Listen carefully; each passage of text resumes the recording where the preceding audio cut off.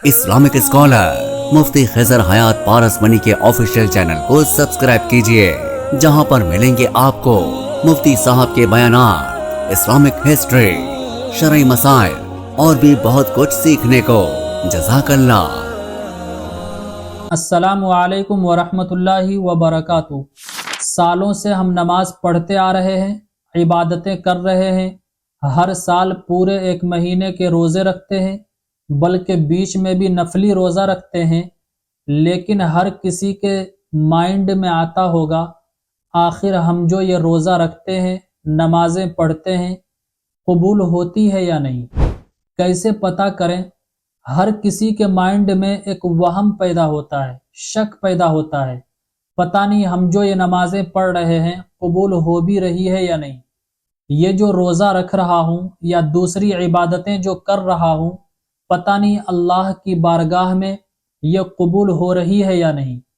हर किसी की ख्वाहिश होती है कि मैं जो ये इबादतें कर रहा हूँ, खुदा न खास्ता अगर कबूल न हुई तब तो सारी इबादतें बेकार जाएगी। तो किसी तरह पता चल जाए कि कबूल हो रही है या नहीं। अच्छा, अगर ये पता चल जाए कि हमारी इबादतें अल्लाह की बारगाह में कबूल हो रही है, तो फिर उस इबादत के करने में और भी मज़ा आएगा, दिलचस्पी बढ़ जाएगी, दिल को सुकून मिलेगा, तसल्ली मिलेगी, हम मुतमईन हो जाएंगे कि हमारी मेहनत बेकार नहीं जा रही है। करेक्ट। तो वही निशानी, अलामतें आज मैं आप तमाम भाई और बहन तक शेयर करने जा रहा हूँ। आपको बताने जा रहा हूँ कि उस निशानी और अलामत से खुद पता कर सकते हैं कि हमारी इबादतें कबूल हो रही है या नहीं। एक बहुत बड़े बुजुर्ग गुजरे हैं, हजरत हाजी इमदादुल्लाह मुहाजिर मक्की रहमतुल्लाह अलैह, जन्नतुल बकी में मदफून है। अल्लाह उनकी कब्र को नूर से मनव्वर कर दे। सब कहिए आमीन। अभी पिछले महीने ही साथ में वालिद साहब, बड़े भाई और भी एक दो मौलाना साहब थे, हजरत का हुजरा जो है थाना भवन में जियारत करके आया हूँ।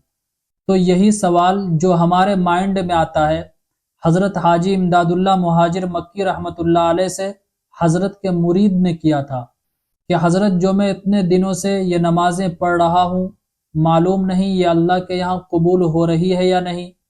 तो हजरत ने फरमाया कि मेरे भाइयों, अगर ये नमाज कबूल नहीं होती तो दूसरी नमाज पढ़ने की तौफीक ही नहीं मिलती। अगर तुम्हारा ये रोज़ा कबूल ना होता तो दूसरा रोज़ा रखने की तुम्हें तौफीक ही नहीं मिलती। जब तुमने एक अमल कर लिया और अल्लाह ताला ने दोबारा उसी अमल के करने की तौफीक दे दी, तो ये इस बात की अलामत है कि तुम्हारा पहला अमल कबूल हो गया। तो हम और आप जितनी भी इबादतें करते हैं, जितने भी नेकी के काम करते हैं, अगर उसी काम के करने की दोबारा तौफीक मिल गई तो समझें हमारा पहला अमल कबूल हो गया। अगर हमने फजर की नमाज पढ़ी और उसके बाद जोहर का टाइम आया, जोहर की नमाज पढ़ ली, तो समझें हमारी फजर की नमाज कबूल हो गई। फिर जब असर का वक्त आया और असर की नमाज पढ़ ली, तो समझें जोहर की नमाज कबूल हो गई। जो भी नमाज पढ़ें उसके बाद दूसरी नमाज की तौफीक मिल जाए तो समझें पहली नमाज कबूल हो गई। आज हमने रोज़ा रखा, फिर कल दोबारा रोज़ा रखने की तौफीक मिल गई, तो समझें हमारा आज वाला रोज़ा कबूल हो गया। दोबारा उस काम के करने का तौफीक मिल जाना ही इस बात की दलील है, अलामत है, निशानी है कि हमारा पहला वाला अमल कबूल हो गया। तो मेरे अजीज भाइयों और बहनों, ये जो वहम हमारे और आपके जहन में बरसों से पड़ा हुआ था, ये जो हम शक में मुब्तला थे कि पता नहीं हमारी इबादतें कबूल हो रही है या नहीं, तो उम्मीद करता हूँ आज ये वहम, शक सारे भाइयों और बहनों के माइंड से ख़त्म हो गए होंगे। इससे खूब फ़ायदे उठाइए, अल्लाह से दुआएं भी कीजिए, अपने लिए भी दुआ कीजिए और मेरे लिए भी दुआ कीजिए कि मैं अच्छी अच्छी बातें, बिल्कुल प्योर दीन आप तक पहुंचाने की कोशिश करूं, और इसमें जो भी परेशानी वाले मराहिल हों वो मेरे लिए आसान होते चले जाएं।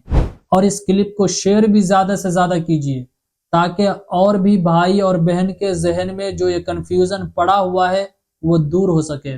دین کی بات ہے، دین کی بات کا پھیلانا صدقہ جاریہ ہے، بہت بڑا اجر اور ثواب کا کام ہے۔ السلام علیکم ورحمۃ اللہ وبرکاتہ۔